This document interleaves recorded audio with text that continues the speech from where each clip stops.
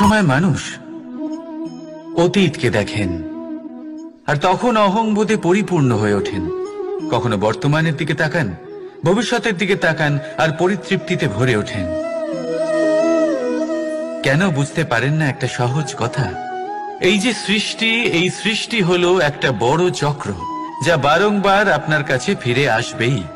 কঠিন থেকে কঠিনতর পরীক্ষায় আপনাকে নিযুক্ত করবে, যাতে আপনাকে উত্তীর্ণ হতেই হবে।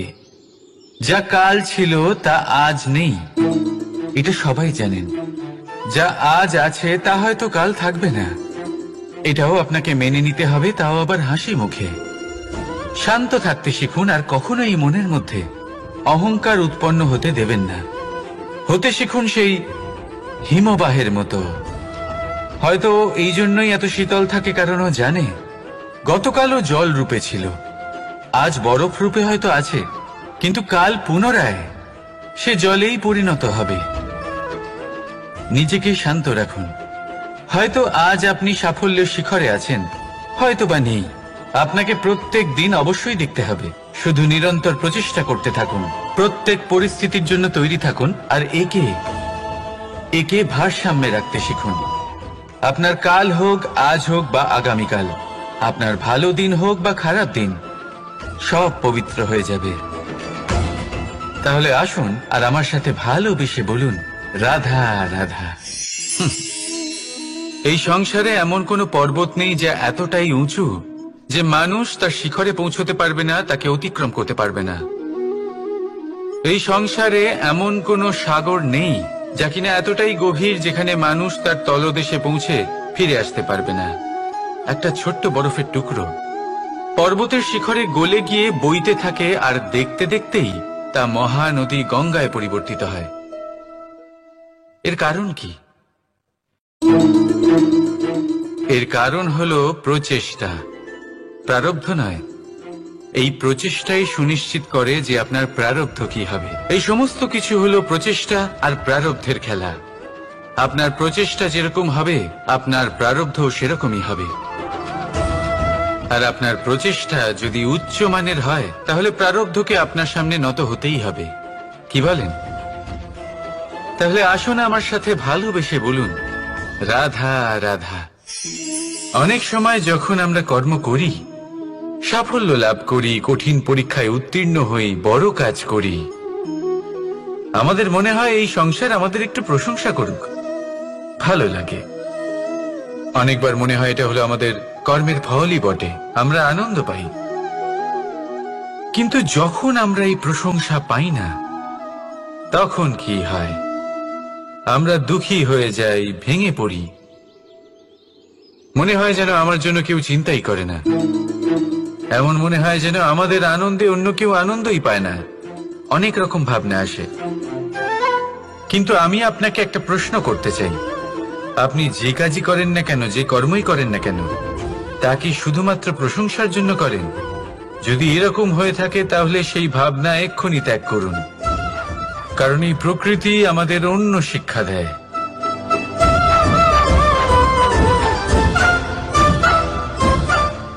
এই ফুলকে দেখুন, এই যে ফুলের সুবাস, যা আমার মনকে উচ্ছ্বসিত করে তোলে, মনে শক্তির সঞ্চার করে, এই সুগন্ধ। কিন্তু ভেবে দেখুন, ফুলের কিন্তু এই কাজ করার জন্য কোনো প্রশংসারই প্রয়োজন হয় না। এটাই হলো প্রকৃতির শিক্ষা।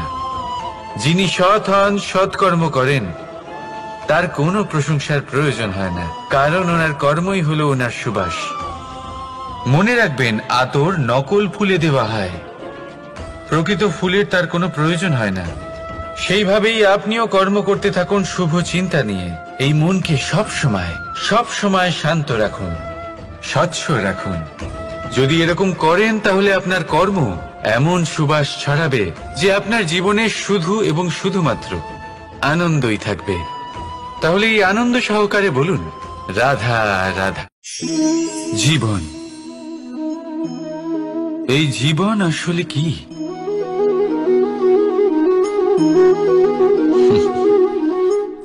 এই প্রশ্ন সবার মনেই এসে থাকে। সবার মন এই প্রশ্নের জন্যই চিন্তিত থাকে, এই জীবন আসলে কি, এর উদ্দেশ্য আসলে কি, কি করা যেতে পারে এই জীবনে? এই জীবন কি কিছু পাওয়ার, নাকি এই জীবন কিছু হারাবার? এই জীবন কি আসলে সেটাই যেখানে আমাদের পরমাত্মার খোঁজ করা উচিত, নাকি আমাদের ধাবিত করা উচিত নিজেদের স্বপ্নের লক্ষ্যে? এই জীবন আসলে কি? এই জীবন আসলে অত্যন্ত সরল। এ হলো শান্ত জলের মতো, একটা আয়নার মতো এই জীবন। এই জীবন আসলে ঠিক যেন এক আয়নার মতো। আয়না কি করে? আপনাকে সেটাই দেখায় যা আপনি করে থাকেন। আপনি হাসি মুখে আয়নার দিকে তাকান, আয়না আপনাকে আপনারই মুখ দেখাবে সেই হাসি সমেত। আপনি রেগে গিয়ে আয়নার দিকে তাকান, আয়না আপনাকে সেটাই দেখাবে। আপনি প্রসন্নভাবে হেসে আয়নার দিকে তাকালে আয়না আপনাকে সেটাই দেখাবে। এটাই হলো জীবন, একটা আয়নার মতো। আপনি এটা ভাববেন না যে এই জীবন আপনাকে কি দিয়েছে, বরং এটা ভেবে দেখুন যে আপনি এই জীবনকে কি প্রদান করেছেন। যদি আপনি এই জীবনকে সুখ প্রদান করেন, আনন্দ দিতে পারেন, ভালোবাসা দিতে পারেন, তাহলে এই জীবনও আপনাকে সুখ, আনন্দ আর ভালোবাসাই দেবে। তাহলে আসুন এই সুখ, আনন্দ আর ভালোবাসা দিয়ে বলুন, রাধা রাধা। সংসারে অনেক সময় এরকম হয় যে আমরা খুব সমস্যায় থাকি, খুব বিপদের মধ্যে থাকি, আর সেই সমস্ত মানুষ যারা আমাদের কাছের মানুষ, আমাদের আপনজন, তারা আমাদের ত্যাগ করে চলে যান। আমরা এই সময় দুঃখ পাই, নিরাশ হয়ে পড়ি এবং একা একাই সেই সমস্যাকেও কাটিয়ে উঠি। এবার পরিস্থিতি যেমন খুশি হোক না কেন, সেই সব মানুষ যারা এমন সময় আপনাকে ত্যাগ করেছেন, তাদের প্রতি ক্রুদ্ধ হওয়া, অভিমান করা, এটা অনুচিত। আমি বলবো তাদের প্রতি কৃতজ্ঞ থাকুন। আমি বলবো তাদের ধন্যবাদ জানান যে তারা এমন সময় আপনার সঙ্গ ত্যাগ করেছেন যখন আপনার তাদের সব থেকে বেশি প্রয়োজন ছিল। কারণ দেখুন, হয় তাদের বিশ্বাস ছিল যে আপনি নিজেই এই বিপদ থেকে বেরিয়ে আসতে পারবেন, বা তাদের ত্যাগ করার জন্য আপনি নিজের উৎসাহ বাড়িয়ে তুললেন, আপনি নিজের শক্তি বাড়ালেন এবং নিজে সেই সমস্যা থেকে বেরিয়ে আসলেন। নিজের খারাপ সময়কে আপনি নিজেই ভালো সময় করে তুললেন। শেষ পর্যন্ত আপনি আরো শক্তিশালী হয়ে উঠলেন, আরো শ্রেষ্ঠ হয়ে উঠলেন। আর এটাই তো আপনার বিজয়, যার কারণ হলো তাদের আপনাকে ত্যাগ করা। তাহলে তাদের ধন্যবাদ জানান আর আমার সাথে ভালোবেসে বলুন, রাধা রাধা। দোল উৎসবে এই সমগ্র সংসার রং নিয়ে খেলা করে, কিন্তু এই রঙের সারমর্ম এই সংসার কি জানে? কখনো দেখেছেন একটা চিন্তিত মুখ শুধুমাত্র রঙের স্পর্শ পেয়ে আনন্দিত হয়ে ওঠে? দোলে আমরা কি করি? পুরাতনকে ত্যাগ করি আর নতুনকে স্বাগত জানাই। শিশিরকে বিদায় জানিয়ে এক সুন্দর, এক নতুন ঋতুকে আগমন জানাই। দুশ্চিন্তা দূর করে আসার নতুন রঙে রঙিন হয়ে ওঠা, নিজেকে আনন্দিত করা, এটাই তো হলো দোল। এবার দোলের একটা ব্যাপার আছে, দুটো রঙে একসাথে রঙিন হওয়া যায় না। একটা রং উঠলে তবেই আরেকটা রং লাগা সম্ভব। আরো একটা প্রশ্নও রয়েছে, কোন রংকে তুলে দিয়ে কোন রং মাখানো যেতে পারে? যদি আপনাকে উদাহরণ দিই, লোভের এই রং, তা যতক্ষণ লেগে থাকবে আনন্দের রং লাগতে পারবে না। যা হয়েছিল দ্বারকাবাসী এবং সামন্তক মণির মধ্যে। ভ্রান্তির রং যতক্ষণ লেগে থাকবে সত্যের রং লাগতে পারবে না, যা হয়েছে রুক্মিণীর সাথে। আর হিংসার এই রং যতক্ষণ লেগে থাকবে প্রেমের রং ততক্ষণ লাগতেই পারবে না, যা হয় আপনার আমার সবার সাথে। তাহলে আসুন একসাথে মিলে দোল পালন করি এবং সবকিছুর উপরে বিজয় লাভ করি। অন্ধকারের স্থানে আলোর, ভ্রান্তির স্থানে সত্যের, হিংসার স্থানে প্রেমের, আর লোভের স্থানে আনন্দের এই সুন্দর রং মাখাই। শত্রুতা, ঘৃণা, হিংসা এই সব কিছু ত্যাগ করি আর সকলের সখা হয়ে উঠি। আর ভালোবেসে বলি শুভ দোল। হ্যাঁ, ওটা তো আমরা অবশ্যই বলবো, রাধা রাধা। আমাদের মনে সবসময় একটা প্রশ্ন এসেই থাকে, এই জীবন যা কিনা ঈশ্বর আমাদের দিয়েছেন, একটা জীবন। ঈশ্বর এক আত্মা দিয়েছেন পৃথিবীতে বাঁচার জন্য। যতদূর আমরা জানি আমাদের কাছে একটাই জীবন রয়েছে। আমরা ভাবি এই জীবন গুছিয়ে কিভাবে রাখা যায়। প্রত্যেক মানুষ ভাবেন যে আমি কি করি যাতে এই জীবনকে গুছিয়ে রাখা যায়, কিরকম কর্ম করব, কিরকম পুণ্য করব, কি ধরনের শাস্ত্র পড়ব যাতে আমি সেই জ্ঞান অর্জন করি যাতে জীবনটা সুন্দর করে তুলতে পারি।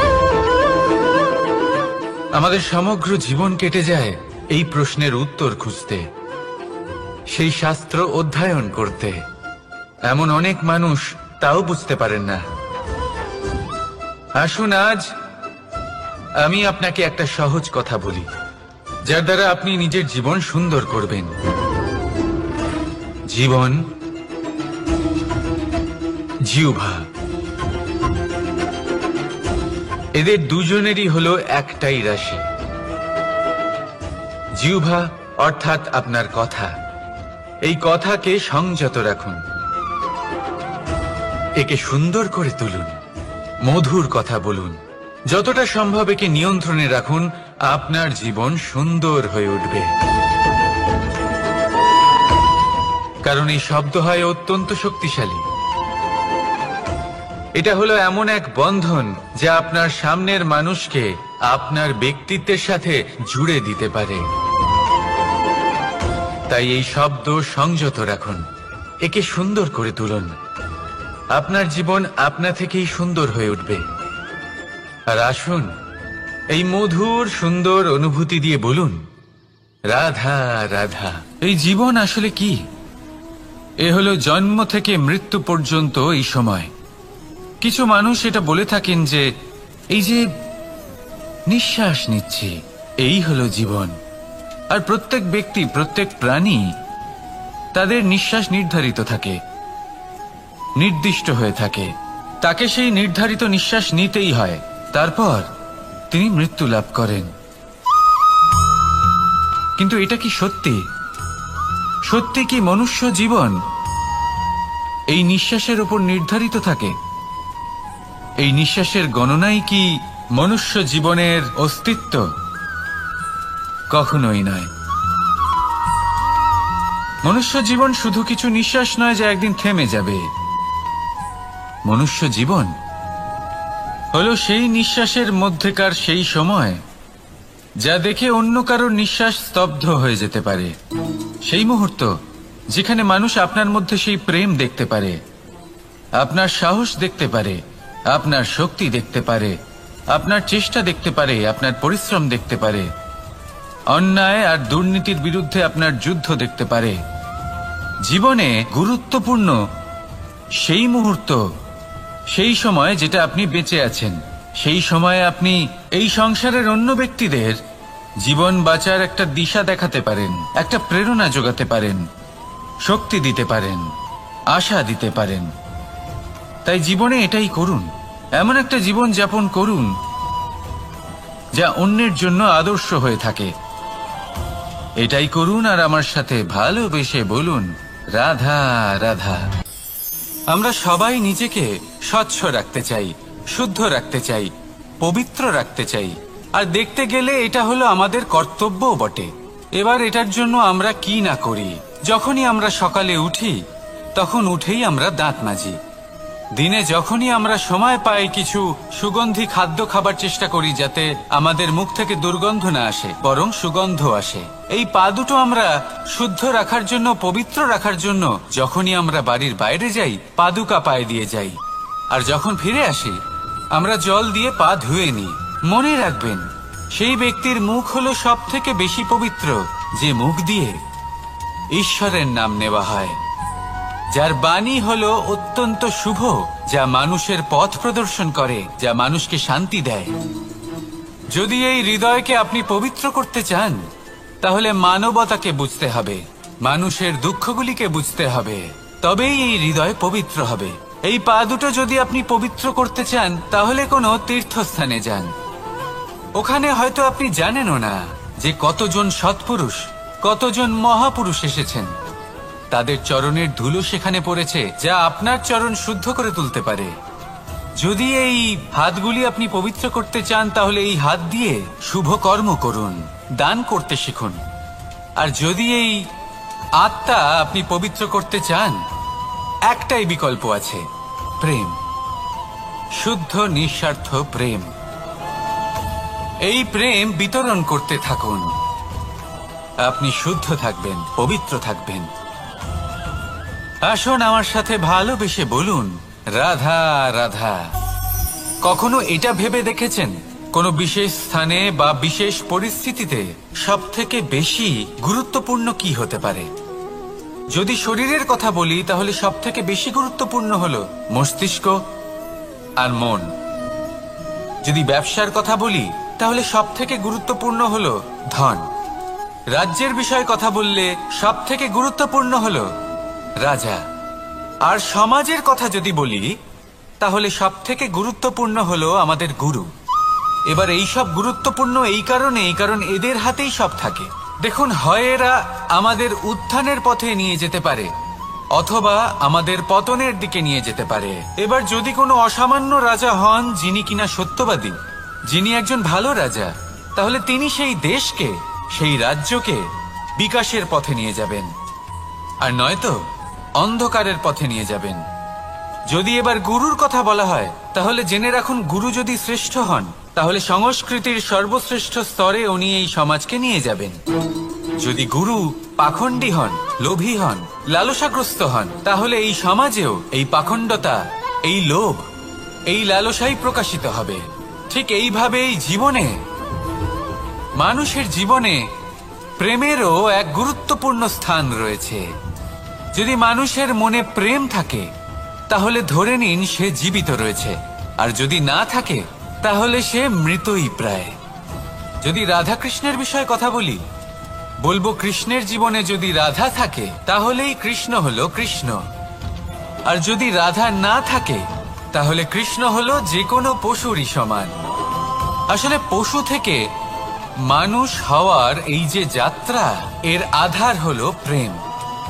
এই প্রেমকে মনে জাগ্রত করে রাখুন, আর আমার সাথে ভালোবেসে বলুন, রাধা রাধা। প্রেম, এই প্রেম আসলে কি? বেশিরভাগ মানুষই বুঝতে পারেন না, কিন্তু এটাতে তাদের কোনো দোষ নেই, কারণ তাদের কাছে প্রয়োজনীয় জ্ঞানই নেই। এবার প্রেমের বিষয়ে আজ আমি একটা ছোট্ট কথা বলতে চাই। আপনি দেখবেন কিছু মানুষ যখন কাউকে ভালোবাসেন, তখন তাদের মনে হয় সেই ব্যক্তির ওপর ওনার অধিকার রয়েছে। এবার সেই অধিকারের বোধে ফেঁসে গিয়ে নিজেই ক্রুদ্ধ হয়ে বসেন, যে ও আমার কথা মনে করলো না, ওর স্মৃতিতে আমার কোনো স্থান নেই, ও আমার সাথে কথাই বলতে ভুলে গেছে, ইত্যাদি ইত্যাদি অনেক কারণ হতে পারে। আমি আপনাকে একটা প্রশ্ন করি, এই যে স্মৃতিগুলি, এটাই কি ভালোবাসা? কখনোই নয়। প্রেম তো হলো সেই আবেগ, সেই বোধ, যা এক সুগন্ধিত ফুলের মতো আপনার জীবনকে, আপনার মনকে আনন্দিত করবে, প্রসন্নতার দ্বারা ভরিয়ে তুলবে। প্রেম হলো সেই বোধ। তাই যদি আপনি প্রেমকে বুঝতে চান, তাহলে প্রেমের ভাবনাকে বোঝার চেষ্টা করুন। প্রেমকে যদি যাপন করতে চান, তাহলে আবেগের দ্বারা যাপন করুন, স্মৃতির দ্বারা নয়। স্মৃতির কি আছে? আজ আছে, পরবর্তীকালে নাও থাকতে পারে। সময়ের সাথে এই স্মৃতি ফিকে হয়ে যেতে পারে, কিন্তু এই আবেগ, তা চিরকাল মনের মাঝে থেকে যায়। তাই আসুন আর আমার সাথে ভালোবেসে বলুন, রাধা রাধা। রাজ্য, শাসন, সাম্রাজ্য, সংস্থাপনা, এগুলিকে সফল কখন বলা যেতে পারে?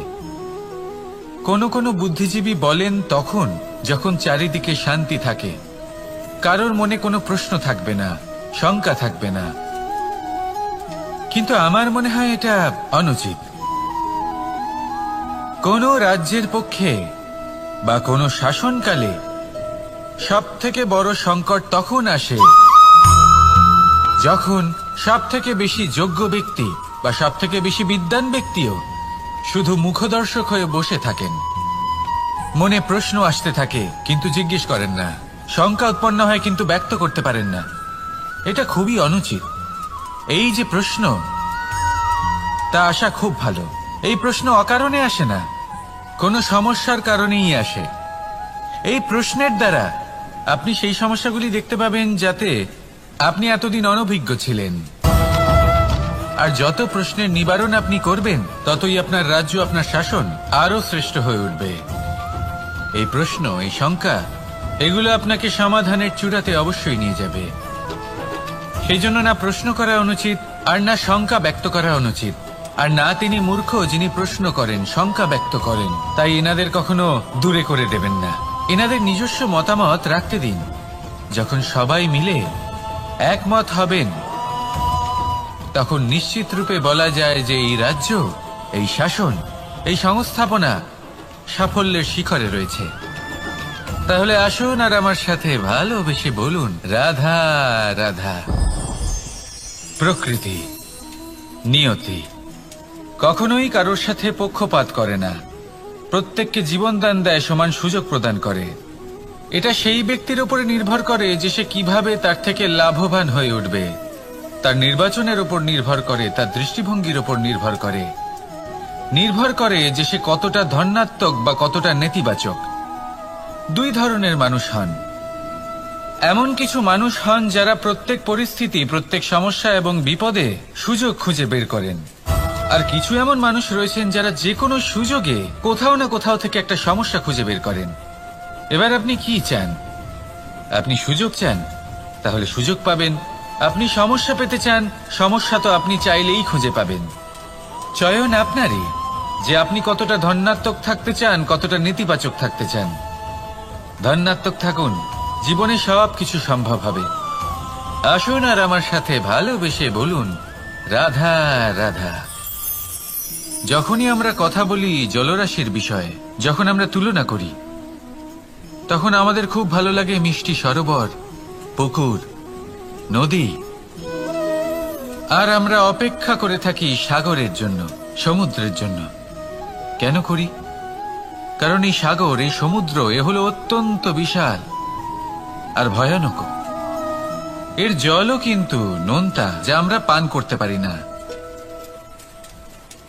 কখনো ভেবে দেখেছেন এই সমুদ্রের অন্তরে এই নোনতা জল, এই নোনতা ভাব, এটা আসে কোত্থেকে? এই যে সমুদ্র, যে প্রবাহমান নদীর থেকে যে খনিজ নির্গত হয়, তার ভান্ডার হলো এটা। সেই খনিজকে নিজের অন্তরে গ্রহণ করে, সেই নোনতা ভাব নিজের মধ্যে সমাহিত করে, আর তারপর সেই নোনতা জল বাষ্পে পরিণত হয়ে ওপরে উঠে যায়, যা মেঘ হয়ে আপনার ওপর মিষ্টি বৃষ্টি হয়ে ঝরে পড়ে। এ হলো সমুদ্রের ত্যাগ, যার জন্য আপনি মিষ্টি জল পান করতে পারছেন, সে নদী থেকেই হোক বা সরোবর থেকে। সেই জন্যই হয়তো সাগর হলো এত মহান, হয়তো সেই জন্যই রত্ন সাগরে পাওয়া যায়। তাই মনে রাখবেন, ক্ষমতা তারই হয় যে ত্যাগ করতে জানে, কোনো বিষকে নিজের মধ্যে ধারণ করে নিতে জানে। তাহলে আপনিও এটাই করুন, এতটাই শক্তিশালী হয়ে উঠুন, আর আমার সাথে ভালোবেসে বলুন, রাধা রাধা। বৃষ্টির ফোঁটা কত ছোট, কিন্তু সাগর কত বড়। হিমখণ্ড কত ছোট, হিমালয় কত বড়। কত পার্থক্য আছে দেখুন। দশরথ পুত্র রাম আর শ্রীরাম। দেখুন, একটা ফোঁটা একসাথে মিলিত হয়ে তখন এই বিশাল সাগর তৈরি হয়। সকল হিমখণ্ড যখন একসাথে মিলিত হয়, তখন এই বিশাল মহান হিমালয় গঠিত হয়। সেইভাবেই একটা ছোট্ট বনবাস দিয়ে শুরু হয়েছিল একটা যাত্রা, রাম থেকে শ্রীরাম হবার পথে, মর্যাদা পুরুষোত্তম হবার জন্য। কিন্তু এর থেকে আপনি কি শিখলেন? বিন্দু আসলে মহান নয়, মহান হলো সাগর, হিমখণ্ড মহান নয়, মহান হলো হিমালয়। অর্থাৎ কোনো মহান কাজ করার জন্য বা মহান হবার জন্য আপনাকে আরম্ভ করতে হবে ছোট থেকে। একটা অত্যন্ত সরল কিন্তু একটা গুরুত্বপূর্ণ কথা আমি আপনাকে বলতে চাই। দেখুন, আরম্ভ করার জন্য প্রথমেই আপনার মহান হবার কোনো প্রয়োজন নেই, কিন্তু হ্যাঁ, মহান হবার জন্য প্রথমে আরম্ভ করা অত্যন্ত প্রয়োজনীয়। আপনি যদি শুরুই না করেন তাহলে কখনো মহান হতেই পারবেন না। প্রকৃত নিষ্ঠা দ্বারা আরম্ভ করুন। আপনার পদক্ষেপ, আপনার কর্ম যতই ক্ষুদ্র হোক না কেন, তা করতে থাকুন, নিরন্তর চেষ্টা করতে থাকুন। তারপর দেখবেন এই যে মহানুভবতা নিজে পথ চলে আপনার কাছে আসবে। তাই আপনি এটাই করুন আর আমার সাথে ভালোবেসে বলুন, রাধা রাধা। কোনো প্রাণী, মানুষ অত্যন্ত চঞ্চল হয়, একদম জলের মতো। জলও অত্যন্ত চঞ্চল, অত্যন্ত উৎসুক। জল সবসময় উৎসুক হয়ে থাকে আকাশের কাছে যাবার জন্য। সেই জন্য সে নিজেকে জ্বালায়, বাষ্প হয়, আর আকাশে পৌঁছে মেঘে সমাহিত হয়ে যায়। তারপর সেই জল উৎসাহিত হয়ে থাকে যে ও কবে বৃষ্টির ধারা হয়ে মাটিতে ঝরে পড়বে। প্রখর বায়ুর বেগ সহ্য করে, তারপর মাটিতে ঝরে পড়ে। এটা জল কিভাবে করতে পারে?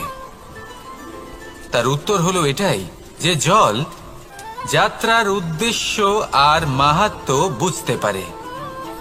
আর সত্যি বলতে এই যাত্রা কিন্তু অত্যন্ত গুরুত্বপূর্ণ। দুর্ভাগ্যজনক বিষয় হলো এটাই যে মানুষ, তার নিজেরও একটা যাত্রা থাকে, কিন্তু সে তার মাহাত্ম্য, তার উদ্দেশ্য বুঝতেই পারে না। সে শুধু ব্যস্ত হয়ে থাকে লক্ষ্য প্রাপ্তির দিকে। কিন্তু জীবনের যে আসল সুখ রয়েছে তা এই যাত্রার মধ্যেই লুকিয়ে রয়েছে। সেই জন্য এই যাত্রা যাপন করতে শিখে নিন, এর আনন্দ উপভোগ করতে শিখে নিন। কারণ যে ব্যক্তি এই যাত্রায় আনন্দ নিতে শিখে যান, আনন্দ উপভোগ করতে শিখে যান, সে নিজের লক্ষ্যে নিশ্চিত রূপে পৌঁছে যান। তাই নিজের এই যাত্রার প্রত্যেক মুহূর্ত উপভোগ করতে থাকুন আর এই আনন্দ সহকারে বলুন, রাধা রাধা। কথোপকথন অত্যন্ত গুরুত্বপূর্ণ। এটা প্রত্যেক সম্পর্কের জন্য, বরং জীবনের জন্য অত্যন্ত গুরুত্বপূর্ণ। যদি কথোপকথন না হয় তাহলে আপনি অপর মানুষকে বুঝবেন কি করে, বা উনি আপনাকে বুঝবেন কি করে? এবার কথোপকথনের দুটি পদ্ধতি থাকে।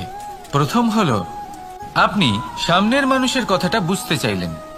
দ্বিতীয় পদ্ধতি, আপনি নিজের কথা সামনের মানুষকে বোঝাতে চাইলেন। বেশিরভাগ সময় এটা হয় যে এই কথোপকথন ঝগড়াতে পরিণত হয়। কেন এমন হয়? কারণ না আমরা নিজের কথা সামনের মানুষকে বোঝাতে পারি, না সামনের মানুষ আমাদের বুঝতে পারেন। এটা কেন হয়? কারণ আমরা সামনের মানুষের কথাটা শুনি, কিন্তু সেটা বোঝার চেষ্টা করি না, তাকে উত্তর দিতে চাই। জীবনে সামনের মানুষের কথা শুনুন তাকে বোঝার জন্য, দেখবেন সব ভালো হয়ে যাবে। কারণ যে কোনো প্রশ্নের উত্তর আর যে কোনো উত্তরের আরো একটা প্রশ্ন, এটা শুধুমাত্র ঝগড়া সৃষ্টি করে। অনেক সময় মানুষ অতীতকে দেখেন আর তখন অহংবোধে পরিপূর্ণ হয়ে ওঠেন। কখনো বর্তমানের দিকে তাকান, ভবিষ্যতের দিকে তাকান আর পরিতৃপ্তিতে ভরে ওঠেন। কেন বুঝতে পারেন না একটা সহজ কথা? এই যে সৃষ্টি, এই সৃষ্টি হলো একটা বড় চক্র যা বারংবার আপনার কাছে ফিরে আসবেই। কঠিন থেকে কঠিনতর পরীক্ষায় আপনাকে নিযুক্ত করবে, যাতে আপনাকে উত্তীর্ণ হতেই হবে। যা কাল ছিল তা আজ নেই, এটা সবাই জানেন। যা আজ আছে তা হয়তো কাল থাকবে না, এটাও আপনাকে মেনে নিতে হবে, তাও আবার হাসি মুখে। শান্ত থাকতে শিখুন আর কখনোই মনের মধ্যে অহংকার উৎপন্ন হতে দেবেন না। হতে শিখুন সেই হিমবাহের মতো।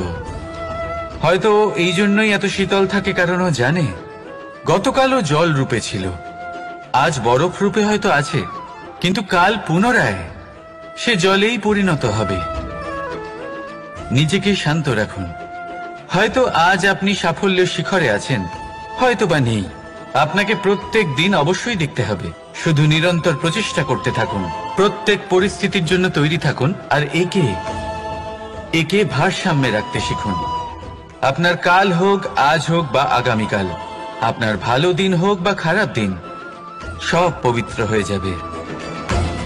তাহলে আসুন আর আমার সাথে ভালোবেসে বলুন, রাধা রাধা। এই সংসারে এমন কোনো পর্বত নেই যা এতটাই উঁচু যে মানুষ তার শিখরে পৌঁছতে পারবে না, তাকে অতিক্রম করতে পারবে না। এই সংসারে এমন কোনো সাগর নেই যা কিনা এতটাই গভীর যেখানে মানুষ তার তলদেশে পৌঁছে ফিরে আসতে পারবে না।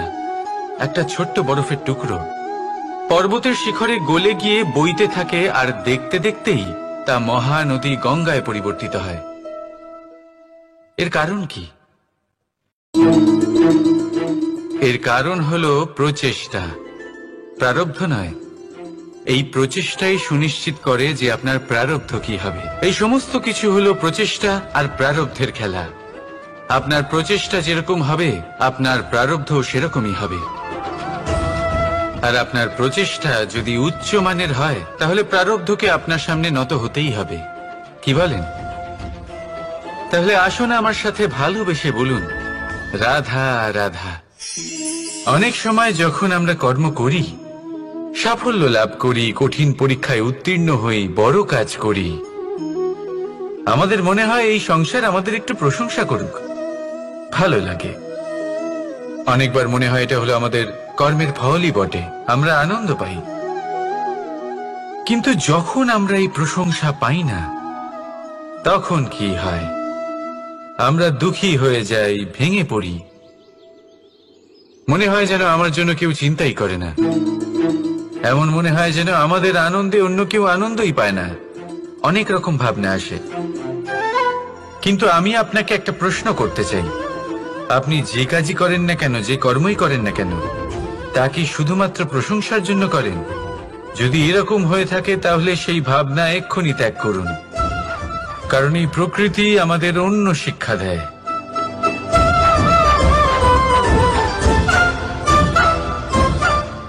এই ফুলকে দেখুন, এই যে ফুলের সুবাস, যা আমার মনকে উচ্ছ্বসিত করে তোলে, মনে শক্তির সঞ্চার করে, এই সুগন্ধ। কিন্তু ভেবে দেখুন, ফুলের কিন্তু এই কাজ করার জন্য কোনো প্রশংসারই প্রয়োজন হয় না। এটাই হলো প্রকৃতির শিক্ষা। যিনি সৎ হন, সৎকর্ম করেন, তার কোনো প্রশংসার প্রয়োজন হয় না, কারণ ওনার কর্মই হলো ওনার সুবাস। মনে রাখবেন, আতর নকল ফুলে দেওয়া হয়, প্রকৃত ফুলের তার কোনো প্রয়োজন হয় না। সেইভাবেই আপনিও কর্ম করতে থাকুন শুভ চিন্তা নিয়ে। এই মনকে সব সময় শান্ত রাখুন, স্বচ্ছ রাখুন। যদি এরকম করেন, তাহলে আপনার কর্ম এমন সুবাস ছড়াবে যে আপনার জীবনে শুধু এবং শুধুমাত্র আনন্দই থাকবে। তাহলে এই আনন্দ সহকারে বলুন, রাধা রাধা। জীবন, এই জীবন আসলে কি?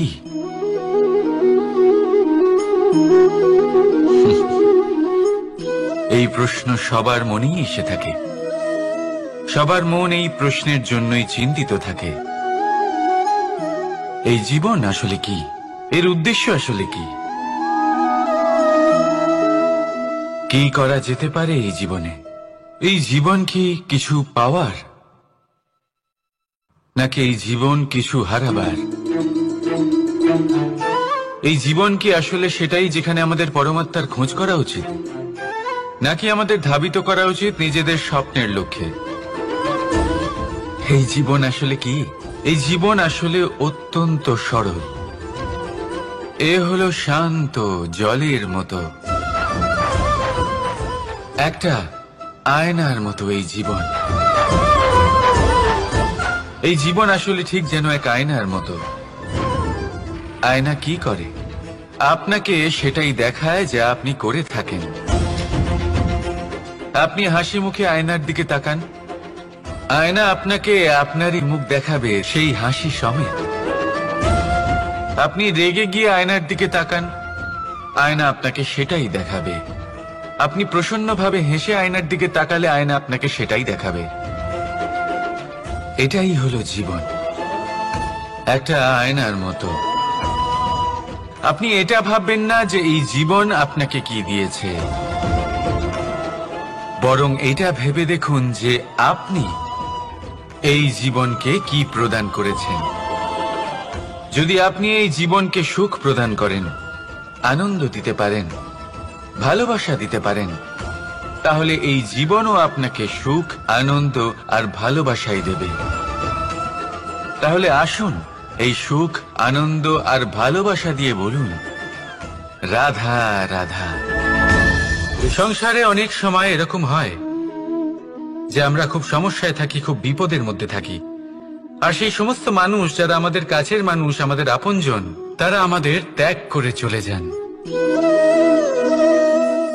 আমরা এই সময় দুঃখ পাই, নিরাশ হয়ে পড়ি এবং একা একাই সেই সমস্যাকেও কাটিয়ে উঠি। এবার পরিস্থিতি যেমন খুশি হোক না কেন, সেই সব মানুষ যারা এমন সময় আপনাকে ত্যাগ করেছেন, তাদের প্রতি ক্রুদ্ধ হওয়া, অভিমান করা, এটা অনুচিত। আমি বলবো তাদের প্রতি কৃতজ্ঞ থাকুন। আমি বলবো তাদের ধন্যবাদ জানান যে তারা এমন সময় আপনার সঙ্গ ত্যাগ করেছেন যখন আপনার তাদের সব থেকে বেশি প্রয়োজন ছিল।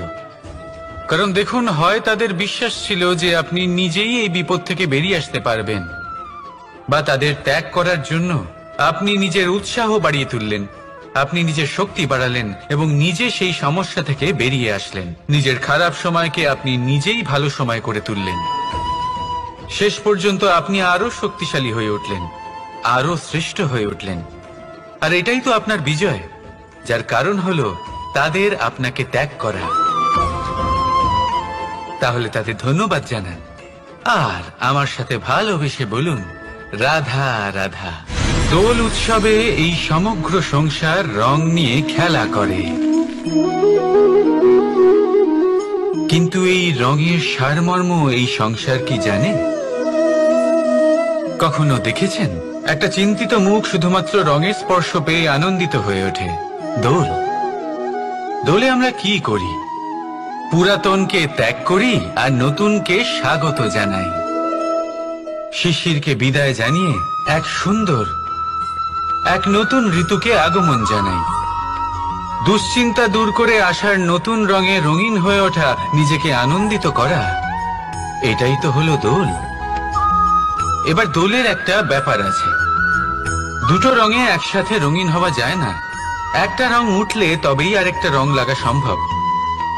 আরো একটা প্রশ্নও রয়েছে, কোন রংকে তুলে দিয়ে কোন রং মাখানো যেতে পারে?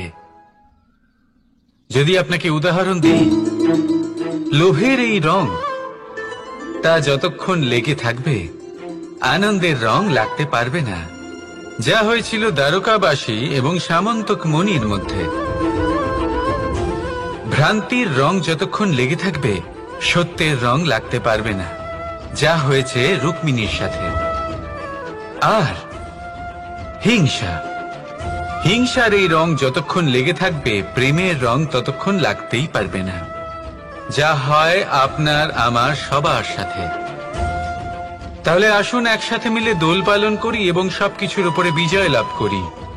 অন্ধকারের স্থানে আলোর, ভ্রান্তির স্থানে সত্যের, হিংসার স্থানে প্রেমের, আর লোভের স্থানে আনন্দের এই সুন্দর রং মাখাই। শত্রুতা, ঘৃণা, হিংসা, এই সব কিছু ত্যাগ করি আর সকলের সখা হয়ে উঠি। আর ভালোবেসে বলি, শুভ দোল। হ্যাঁ, ওটা তো আমরা অবশ্যই বলবো, রাধা রাধা।